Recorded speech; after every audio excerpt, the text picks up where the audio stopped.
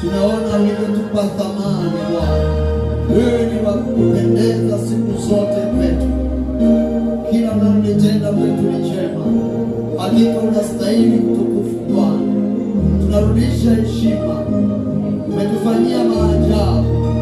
Umetengeneza njia pasipo na njia. Bahari ilikubali ikawepo nchi kavu katikati ya bahari. Anga limekubali kuachilia wingu lako la utukufu wako. Baba, pokea utukufu wote ni wa kwako Bwana. Asubuhi ya leo umetukusanya mahali hapa. Tunayo furaha Bwana kwamba upo pamoja na sisi kwenye ibada ya leo. Ni kweli tumekuja na mawazo tofauti. Ni kweli tumekuja na changamoto tofauti.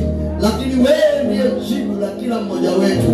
Hakuna aliyeingia kwenye malango haya atarudi kama alivyokuja, maana wewe Bwana upo kwa ajili ya kuponya, kuokoa, kufungua, kuweka huru waliosetwa.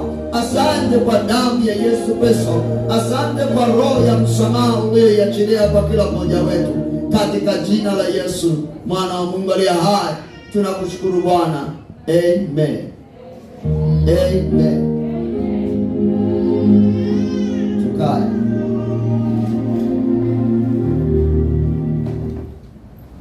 Bwana Yesu asifiwe. Na kusalimu katika jina zuri la Yesu Kristo. Na kusalimu katika jina zuri la Yesu Kristo. Ninakupenda. Geukia jirani yako, mwambie mchungaji wangu anakupenda. Wewe ni wa thamani. Natamani tunapokuwa